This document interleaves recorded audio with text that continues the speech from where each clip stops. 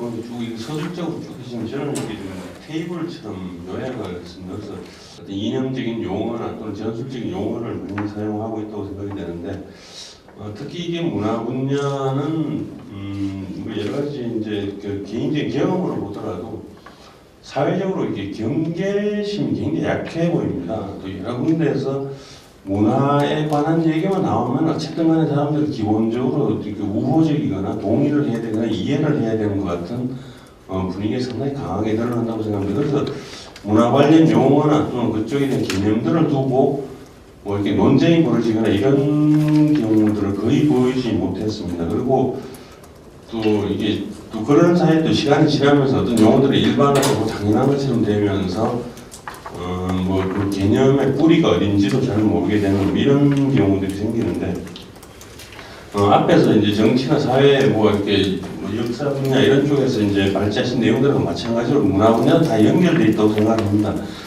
개념적으로 정리하면은 뭐 앞에서 이제 그런 어떤 그 여러 가지 영역에서 제기되는 뭐 개념 또 이념화 이런 그 범주라 그럴까 전략의 연결선상에서 문화 영역도 이제 용어들이 이렇게 어떤 등장을 하고 이렇게 어떤 차용되는 이런 경우들을 많이 보게 되는데 그래서 이제 그 대체로 지금 그 앞에서 보면 개념은 그렇게 정리를 해드릴 수가 있고 뒤에서 보면 이제 그 테이블로 이렇게 쭉 되어 있는 부분들을 좀 보시면은 그리고 이제 문화라는 용어 자체도 사실 문화도 일반적으로 보면은 문화가 뭐랄까 문화적으로 사용되는 문화와 전술 전략으로 사용되는 문화는 개념이 다르다고 보죠. 우리가 문화라고 얘기를 하고는 있지만 그걸 누가 어떤 목적으로 사용하는가에 따라서 기본적으로 달라진다고 봅니다. 그러니까 문화를 아주 그 정말 우리가 일반적으로 얘기하는 문명적이고 문화적인 개념으로 본다면 굉장히 소프트하고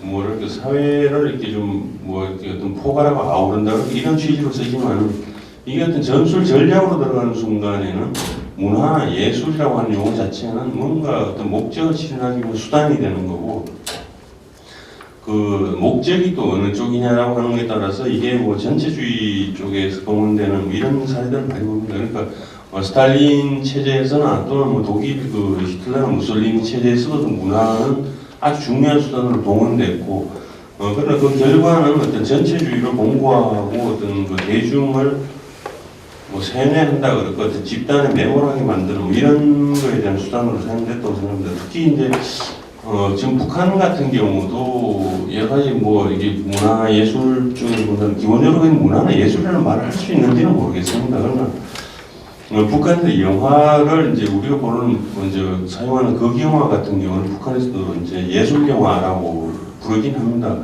근데 사실 북한 영화에서는 우리가 일반적으로 얘기하는 예술과는 전혀 관계없는 어떤 표현들이 나옵니다. 그러니까 어떤 뭐 체제나 특히 개인 뭐 김일성 체제나 이런 쪽에 대한 우상화나 뭐 이런 거를 주로 사용하는 영화가 기본적으로 예술 영화입니다. 그런데 우리 쪽에서 본다면 그거는 뭐 예술 개념하고는 전혀 다른 것이죠. 영화라는 게 뭐랄까 개인의 어떤 창의성, 자유로운 어떤 표현 이런 것들을 전제로 하는 어떤 실험적이고 어떤 진취적인 이런 표현들을 지금 문화적이고 예술적이라고 한다라고 하면 북한 영화들은 기본적으로 그 개념 전체가 완전히 다릅니다. 그런데도 예술이라고 쓰고 있는데 용어에 대한 구분을 우리 쪽에서 넘으면 전혀 구분하려고 그러지 않습니다. 그러니까 의도적으로 누군가 그걸 사용하려고 할 때는 이제 그런 뭐 문화나 예술이라고 하는 용어 속에 그런 이념이나 어떤 수단을 다 이제 녹여서 아우르려고 그러고 있는데 근데 이제 이게 문화 뭐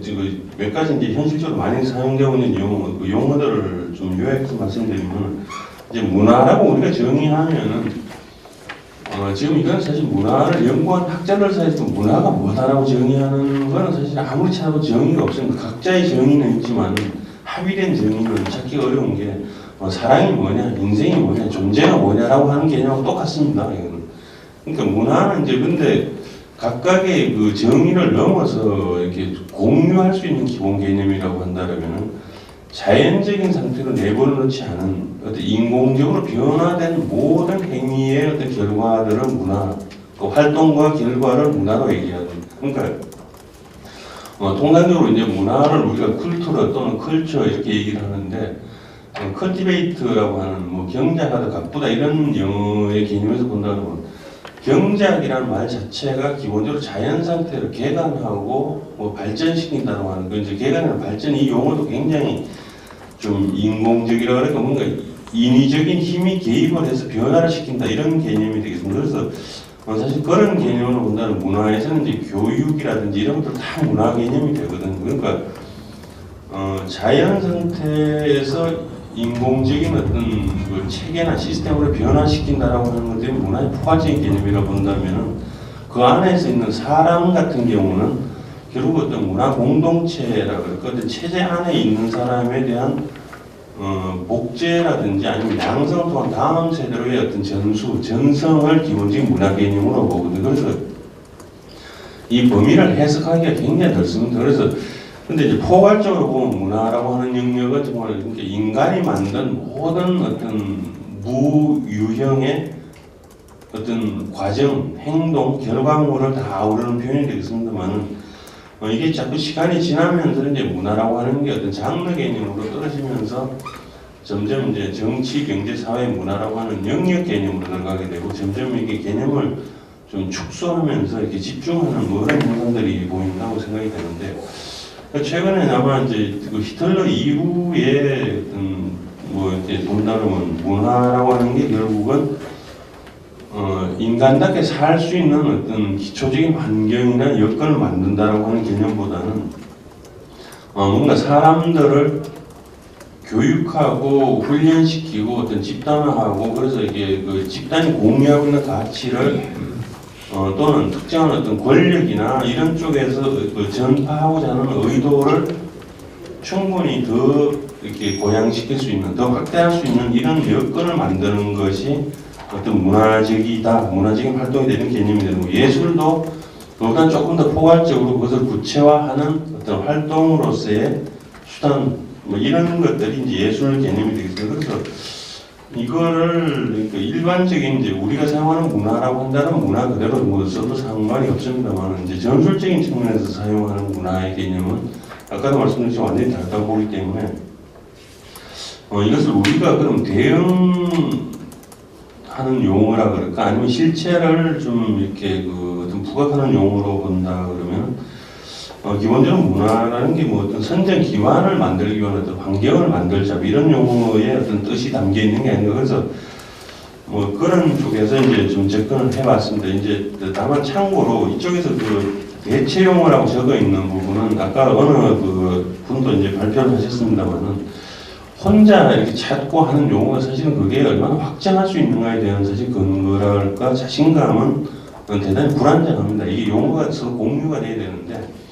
개념에 대한 어떤 대체라 그럴까 이런 쪽을 이제 강조하다 보니까 자칫 그게 경우에 따라서는 뭐 이렇게 좀 뭐랄까 적절하지 않을 수도 있고 또 논란이 될 수도 있긴 합니다만 그냥 우선 편의적으로 좀 만들어 본 용어가 문화는 포괄적으로 이제 선전 기반 환경을 만들 수 있는 일체의 어떤 조건, 여건을 기본적으로 이제 문화 개념으로 접근하고 있는 건 아닌가. 그리고 예술이라고 하는 것은 결국 예술의 어떤 창의성을 통해서 인간의 어떤 다양성 또는 어떤 그 이렇게 뭐랄까 존엄성 이런 것들을 고양하는 이런 가치보다는 결국 예술이라고 하는 형태를 빌어서 사람들을 세뇌하고 훈련하고 하는 그 과정들 이런 어떤 문화적인 선전 활동을 위한 수단화가 아니겠느냐라고 하는 점에서 예술을 기본적으로 우리가 아주 소프트하게 우리 일반적으로 얘기할 때 예술적이다라고 하는 개념의 예술이 아니라 이건 어떤 특정한 집단, 개인을 그 목적에 맞게 이제 조련하고 훈련하기 위한 어떤 그런 수단. 이쪽 이제 최근에 우리 사회에서 본다 그러면 예술이라고 한다는 어떤 체제에 대한 뭐 반발이라 그럴까 아니면은 뭔가 그 특정한 세력이 의도하는 목표에 부합하는 그런 투사로서의 또는 집단으로서의 어떤 수단화하겠다, 무기화하겠다. 이런 개념으로 본다 그러면 예술은 어떤 문화 선전 활동을 위한 문화 선전 활동 그 자체가 아닌가 이렇게 볼 수 있겠고요. 그리고 요새 또 이제 자주 쓰이고 있는 용어 중에 하나가 무슨 문화제입니다. 시위 현장이라고 할 때마다 다 문화제가 등장을 하는데 문화재라는 용어는 참 이렇게 굉장히 좋지요. 사실 우리가 보면 문화재라는 게 주변에 많이 열립니다. 뭐 춘향 예술제도 열리고 무슨 미스 코리아도 열리고 뭐 영화제도 열리고 모든 게 다 이제 문화재가 되긴 하겠습니다만은 시위 현장이나 이런 어떤 특정한 장소에서 사용되는 것들에 대해서도 이제 이쪽은 다 문화재라는 이름을 붙입니다. 뭐 촛불 문화재나 또는 뭐 거리 문화재나 아니면 무슨 현장에 뭐 무슨 그 옛날에 서울대 이해주 교수가 했던 무용굿 같은 경우도 그것도 무슨 예술제라 이런 것들 다 그렇게 하는데 결국 이게 보면 그냥 현장에서 어떤 집체 공연 같은 것들이죠.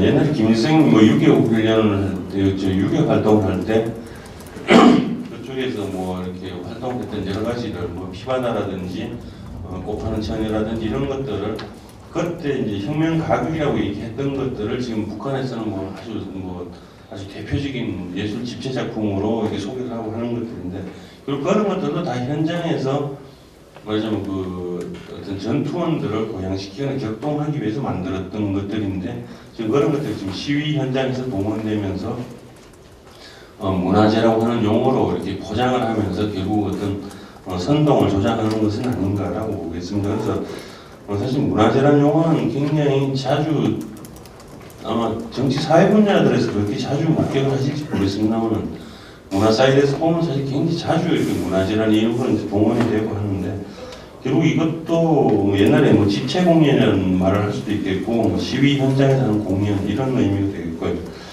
그리고 앞에서도 좀 개념 정의에서 좀 제기됐습니다만 이쪽에서 보면 민족예술, 뭐 이렇게 민중예술 이런 것들이 많이 있습니다. 대표적으로 이제 그 민족예술인 연합 같은 경우가 민예총이라는 지금 단체 이름 쓰고 있기도 합니다만 또 민중예술 같은 경우도 그때 뭐 탈놀이라든지 이런 것들에 대해서 이제 쓰고 있는데 이 민족예술이라는 말도 뭐 호의적으로 쓴다 그러면 민족이라는 개념 자체에 대해서 크게 반감을 가질 필요까지는 없겠다고 생각이 됩니다만 근데 이게 의도적으로 사용하고 있는 쪽에서의 민족이라고 하는 것은 정말 아까 발표하셨지만 어떤 김일성 민족의 어떤 최종 목표이고 접근을 향하고 있는 것은 아닌가라고 생각이 됩니다. 그래서 이제 민족예술이라고 하는 말 안에는 사실 이것도 앞에서 문화나 예술의 의미에 들어있는 것처럼 순수한 문화예술 개념이 아니라 뭔가 이게 어떤 이념적인 그 세력화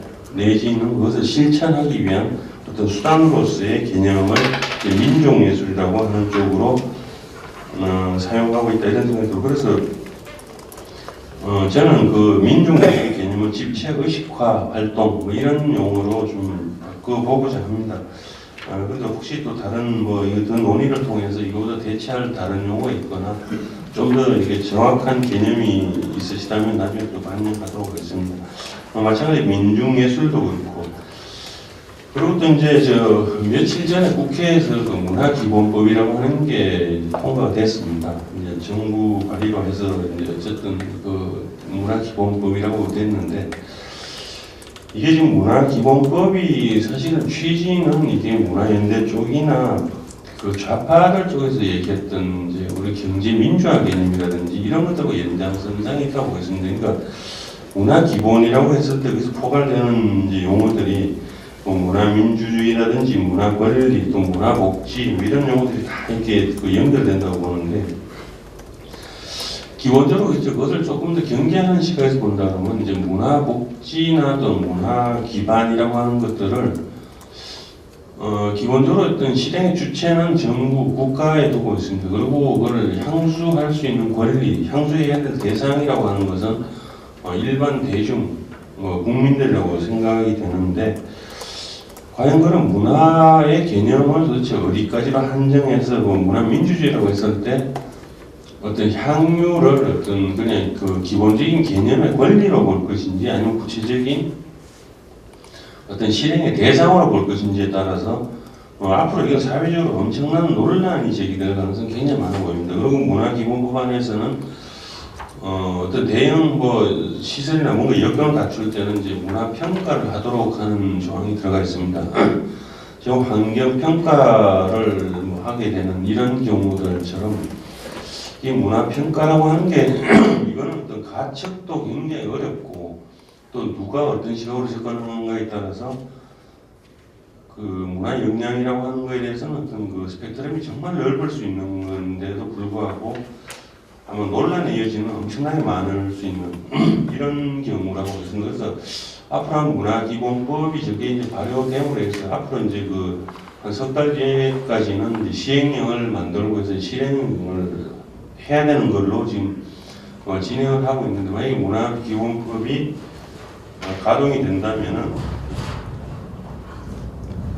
이게 아마 어떤 그 실제로 국민들 각자가 느끼는 문화 향수의 어떤 정대 이런 것보다는 뭔가 중요한 이슈마다 이제 문화를 매개로 하는 어떤 전술 전략적인 접근 그런 논란이 엄청나게 확산되지 않을까 이런 뭐 생각도 듭니다. 예측을 좀 그렇게 해보는데 그래서 이제 문화 권리, 문화 민주주의, 또 문화 연대, 문화 다양성 이런 용어들을 보면은 기본적으로 이제 문화 권리라고 하는 것도 이게 무슨 전략적으로 접근했었던 문화 권리에 도대체 이거를 어떤 권리는 기본적인 개념으로 보면 뭐 문화적으로 그러니까 보호받아야 된다거나 뭐 향유권을 어느 정도 좀 지켜줘야 된다라고 하는 것은 문화적으로 생활할 수 있는 것에 대한 필요는 있다라고 할지 모르지만 그것이 어떤 권리로서 주장되고 법제화되고 함으로 인해서 이게 뭔가 수단화된다라고 하면은 그때부터는 좀 이게 뭔가 대상이 좀 달라지는 거 아닌가.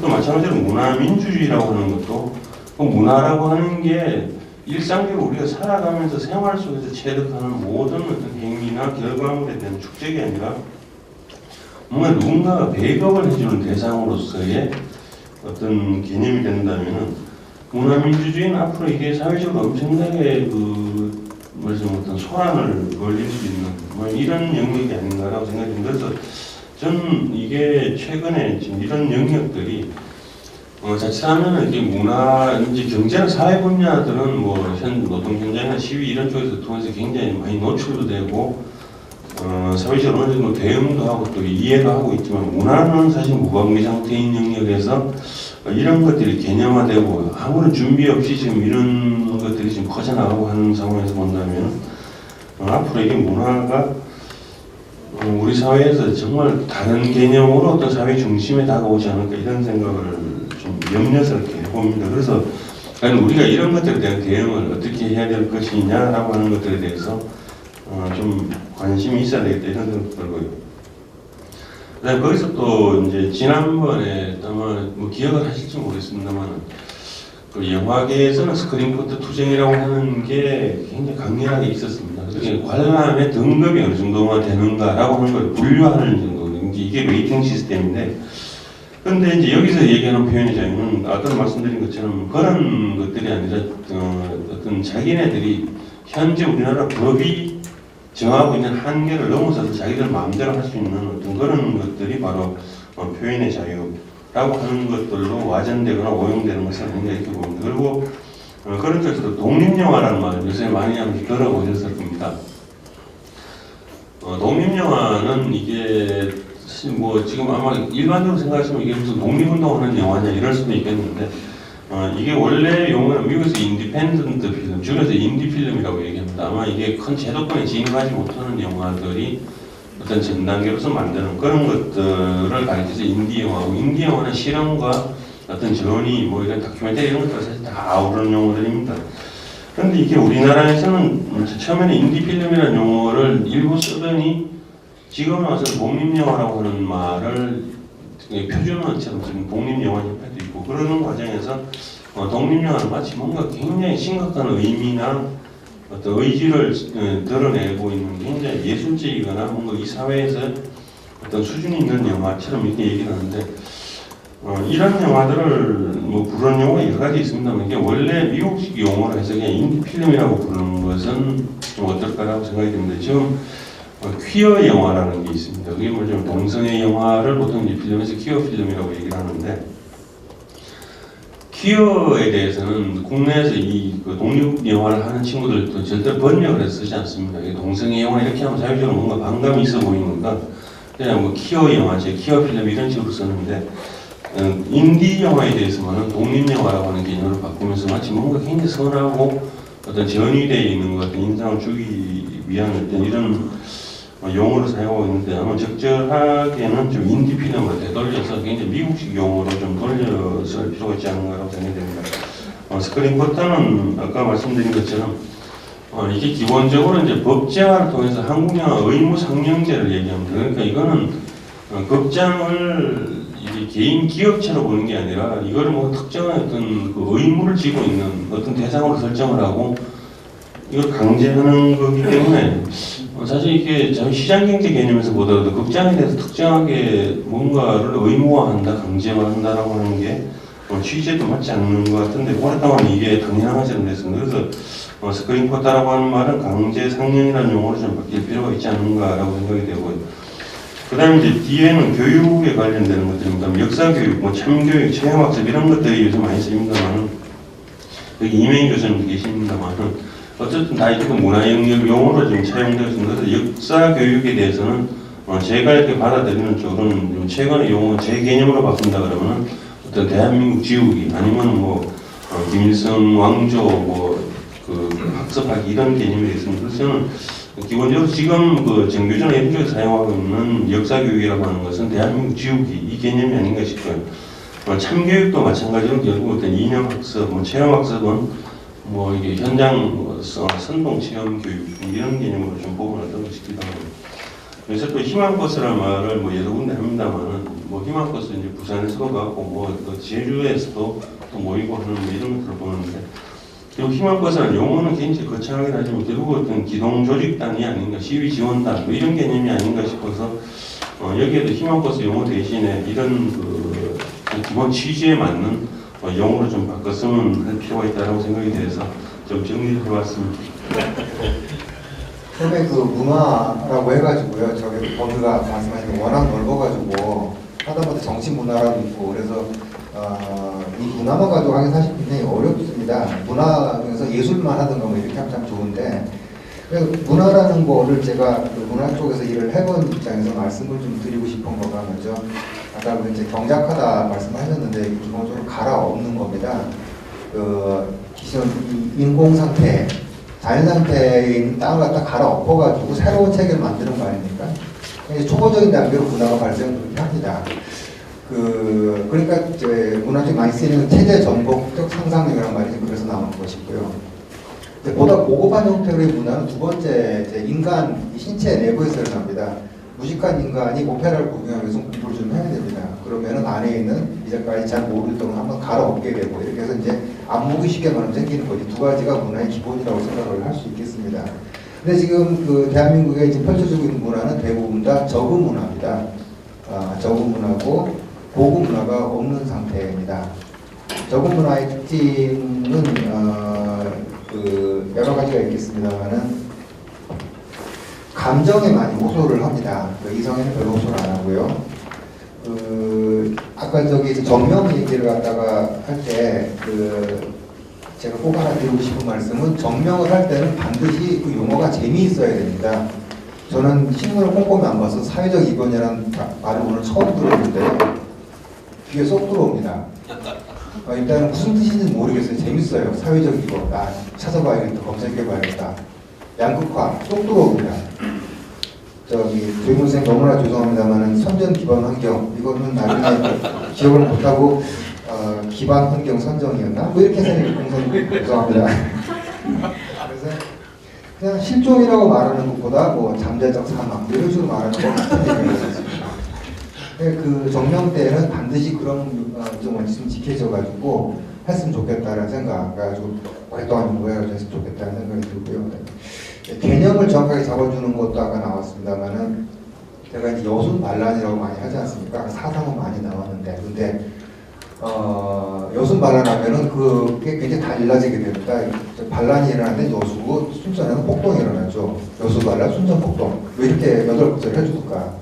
그래서 계속 뭐 남도당 개념 안에 개입을 안 했다고 하는데 남도당의 그 분석과 특별 공작 CEO 비슷한 사람이 또 뭐 지창인가 하는 사람을 지정을 내려가지고 여수 시도하려면 내려갔다가 거기서 반란을 일으키자. 끝난 다음에 이제 이현상이가 나타나가지고 그러면 이렇게 했으니까 순천에 가가지고 순천에는 장악해라 이렇게 되는 거거든요. 이런 식으로 정명에는 이름의 그 정확한 인구도 중요하지만 재미있다 그걸 주겠고 개념을 갖다 정확하게 잡아줘가지고 싸워주는 방법도 필요하다고 생각을 합니다. 지금 이제 기본적으로 예술을 지배하고 있는 것은 언더도그마 정서입니다. 큰 놈이나 센 놈을 보면은 한번 붙어보고 싶은 약간 이제 겁을 내면서 하는 다비 신드롬이 작동을 하는 부분이 이제 그 예술 분야인데요. 이 가장 제가 조심해야 되는 것은 예술을 타고 이데올로기가 전파되기 때문에 가장 두렵고 끔찍한 겁니다. 지금 5.18 영화, 저는 그냥 5.18 내지는 괜찮은 자리에서 5.18 광수사태라고 많이 하기도 하는데 5.18 영화도 화려한 휴가 하나가 나와 있고 그다음에 이제 26년 뭐 이런 거가 등장하게 되면 사람들은 나중에 그걸로 역사를 대체해서 이해를 하게 됩니다. 이를테면은 천안함이든 연평도든 이런 것들도 두 번 한 번짜리 책을 보기를 바라기보다도 그것이 기록되는 드라마가 들어가는 하나를 통해서 이해하고 싶어하는 그러니까 모든 것은 스토리텔링이 필요한 상황이죠. 그러다 보니까 이 영화 쪽에서 어떤 게 보수적인 가치, 우파적인 가치 이런 것들을 제시할 수 있는 인력도 없고 그 다음에 지금 이제 실제 이 미술, 연극, 영화 이쪽에 20대 이 사람들 같은 경우는 가진 게 없습니다. 가진 게 없는 사람들이 만드는 건 당연히 그 반사회적인 부분이 많을 수밖에 없는 거겠죠. 자꾸 젊은이들이 맨날 스마트폰만 가지고 논다고 하는데 가진 게 스마트폰밖에 없는데 그럼 뭘 갖고 모르겠습니다. 집이 있거나 차가 있으면 딴 거 하겠죠. 근데 차가 없고 집이 없으니까 저는 스마트폰 위치를 한다고 생각을 합니다. 사실은 처음에 나왔을 때 이렇게 무슨 얘기를 하겠다고 집에서 준비를 해왔는데 인간의 지력이라는 게 이렇게 길지가 않아가지고 3시간 동안 계속 대기하고 있다 보니까 펑크러져 있어가지고요. 메모를 해놓고 어디서부터 말해야 되는지 까먹었습니다. 죄송합니다. 문화재라는 거, 이런 것들 있지 않습니까? 저희가 이제, 그걸 갖다가 반박하기 위해서는 이름을 좀 바꿔서 불러주는 것도 또 이제 정명 내지는 여기에 해당하는 전주라고 생각됩니다. 문화재를 좌익 콘서트 뭐 이렇게 불러주는 것도 저는 좋다고 생각을 합니다. 그 다음에 또 뭐냐, 희망버스요? 예, 좌익 수송대 왜 이렇게 불러주는가 해가지고, 저는 사실 좌파라는 말도 잘 안 씁니다. 좌파라는 건 다 아시겠지만은 당파 이렇게 되겠죠. 이당파 제 하급에 속하는 개념이 상급으로 올라오고 이상한 지금 상황이 발생을 했습니다. 그래서 우익 한나라당 좌파 이 말이 맞는데 좌파 이런 식으로 해가지고 제일 먼저 나온 이상한 문제 때문에 그런 식의 것이 필요하다고 생각이 됩니다. 독립영화도 지금 얘기가 나왔습니다만 독립이라는 것은 자본의 이 영향으로부터 자유로운 이런 건데 실제로 전혀 안 그렇게 진행되는 것이 맞습니다. 아까 인디영화라고 이제 말씀하셨는데 제가 볼 때는 인디영화도 사람들한테 파고들기가 쉽지가 않을 것 같고요. 상업영화의 반대말은 아마추어 영화입니다. 그냥 독립영화는 아마추어 영화죠. 그렇게 하는 생각을 한번 해봤습니다. 예술 부분은 제가 이제 예술이란 과연 무엇이냐라고 얘기할 때 좀 이렇게 이제 대답을 보통 하기도 합니다. 북한이 망했다라고 보통 얘기를 하는데 북한이 망했는지 잘 모르겠습니다. 사실은 북한은 군사 지금 핵 강국으로 살아남은 상태거든요. 근데 저는 북한이 망했다라고 얘기를 자신이 하는 이유는 북한에는 예술이 없으니까. 쉽게 말하면 거긴 인간이 없으니까 망했다고 생각을 합니다. 그래서 북한의 이제 저급한 예술이라고 이제 얘기를 하는데 북한 예술은 사실 저급한 예술이 아니고 북한 예술이란 말은 이제 어떻게 보면 우파 예술에 해당을 하게 되겠습니다. 국가가 동원하는 예술, 우파 예술이죠. 쉽게 말하면 용어가 굉장히 혼란스러워진다면. 그래서 한 번 보면 정말 잊혀지지 않는다는 카드 섹션이라든가 그 다음에 200만 명, 300만 명이 동원된 나치 이런 기록 영화들 이런 것들이 이제 이를테면은 극우 영화 쪽에 해당이 될 것 같습니다. 그래서 북한이 주장하는 예술 영화라는 이런 개념이 이제 우리하고 이제 혼동되기도 하는데요. 예술 영화라는 이름은 좀 바꿔줄 필요가 있다고 봅니다. 그냥 이것은 비상업 영화다 이렇게 얘기를 해볼 필요가 있을 것 같아요. 그래서 예술 영화란 예술이라는 자체가 굉장히 말이 어렵기 때문에 듣는 사람도 잘 이해 못할 텐데 비상업 영화를 했을 경우에는 예술 영화라는 걸 대신할 수 있는 그런 것이 있습니다. 그 노동문화 이런 부분도 저희가 설명을 좀 해주고 들어갈 필요가 있을 것 같습니다. 마지막으로 제가 발언할 부분인데 노동문화, 노동자 문화라는 것이 되게 시대 그 압구적인 개념입니다. 칼막스가 1818년에 태어나서 1883년에 죽은 사람인데 이 사람이 그때 본 인간이라는 것은 노동하는 존재로서의 인간이었습니다. 근데 사실 그 전에는 아예 인간이라는 그 존재에 대한 인식 자체가 없었고 심지어는 1920년, 30년대도 박람회 할 때 폴리네시아에서 그 거기 사는 사람들을 잡아다 원주민을 잡아놓고 구경을 시켰습니다. 인간이란 개념 없던 시절이거든요. 그러니까 노동자라는 개념을 처음 칼막스가 이제 발견을 한 거죠. 그것도 머릿속에서만 발견을 했고 실제로 본 거는 제가 알기로는 집에서 일하는 그 가상 노동부 한 명밖에 없는 걸로 알고 있습니다. 그런데 인간이 그렇게 단순한 존재가 아니라는 사실이 이제 계속 드러나지 않습니까? 그렇기 때문에 니체를 통해서 한번 드러나고 프로이드를 통해서도 한번 드러나고 이런 식으로. 그러니까 노동자 문화, 일하는 사람들의 문화, 그 탄압받는 혹은 착취당한 사람들의 문화는 굉장히 구세대적인 그 저입금 문화고, 그다음 인간을 복잡한 다면적인 문제를 이해하는 것은 고급 문화라고 저는 생각을 합니다. 그래서 이제 이제 두서 없는 것을 지나서 이제 그 굉장히 뭐랄까 근데 하나만 예를 들고 말씀을 마치도록 하겠습니다. 제가 이 대중들이 지금 많이 빠져있는 저구 문화로부터 대한민국 국민을 구해내는 유일한 방법은 고급 문화를 많이 양성하는 겁니다. 영화 귀여운 여인을 보면은 그 길거리에서 이제 몸을 파는 매춘부가 난생 처음 오페라 라트레베타를 보고 나서 눈물을 흘립니다. 고급 문화의 힘은 저급 문화의 힘보다 몇 배나 강합니다. 저희가 할 것은 오파 문화를 만드는 것이 아니고 고급 문화를 많이 보급하고 사람들이 고급 문화를 접할 수 있는 환경을 만들어주는 것이 문화 전쟁에서 이길 수 있는 아주 빠른 방법 중 하나라고 생각을 합니다. 마치겠습니다. 네, 안녕하세요. 조영무 교수님 발제를 잘 봤는데요. 그 제시하신 용어들을 제가 한번 아까 어느 분처럼 국어 대전에서 찾아봤습니다. 보니까 그 중에서 한 5개 정도만 표준말로 뜨고 나머지는 하나도 뜨지 않더라고요.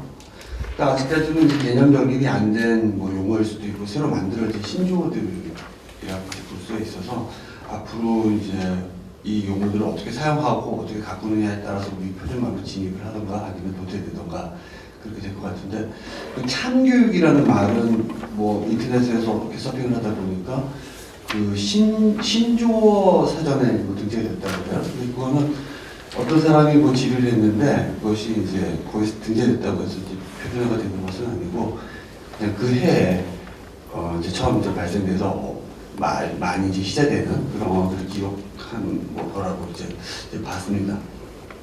그런데 그 표준어 이외의 다른 용어들을 쭉 보니까 그 뭐 체험학습, 뭐 민족예술, 문화현대 뭐 여러 가지 말들이 있는데 결국 이 개념이 제가 알아본 바로는 그 뭐 31차 유네스코 총회에서 발표한 그 세계 문화 다양성 선언 거기에 대충 다 개념들이 그 정리가 되어져 있는 것들인데 이제 그것을 아마 차용을 해가지고 많이 사용을 하는 것 같고, 그다음에 그 선언과 부합이 되지 않는 부분도 있을 것이겠지만 또 뭐 부합되는 부분도 일부 있을 것이라고 생각이 됩니다. 근데 제가 보다 보니까 재밌는 부분이 무엇이었었냐면 문화의 다양성이라는 것은 1조 인류 공동의 유산이라고 이제 정의를 하고 2조에서는 문화의 다양성에서 문화 다원주의로 3조에서는 발전을 촉진하는 요소로서 문화 다양성은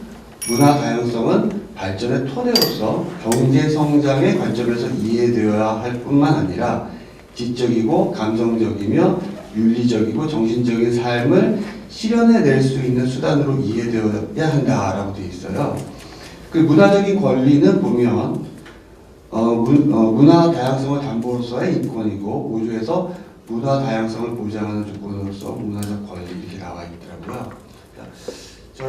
제 생각에는 이런 용어들이 이런 유네스코에서 그 정의한 선언에 부합되는 그런 쪽으로 활용을 하고 그런 쪽으로 사용이 되어지도록 저희들이 많이 좀 알려주고 또 그래야 되지 않을까 싶은 생각을 하게 됩니다.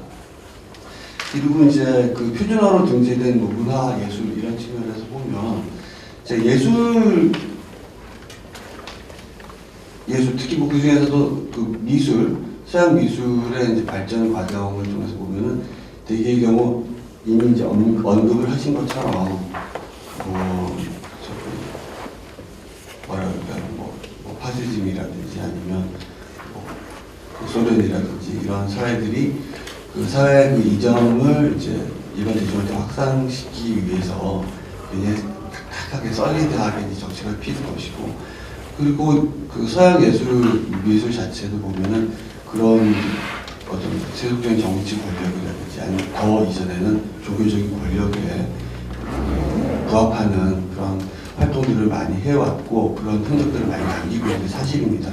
하지만 또 시대가 발전함에 따라서 그것이 이제 또 새로운 주류가 나와서 또 새로운 이즘을 또 표현하는 신사주의 미술이 나오는 것은 엄연히 부정할 수 없는 현실이기 때문에 우리가 그런 측면에서 어떤 예술가들의 예술 활동이라든지 어떤 뭐 이런 부분들에 대해서 좀 폭넓고 넓은 관점에서 좀 바라보고 판단해야 되지 않을까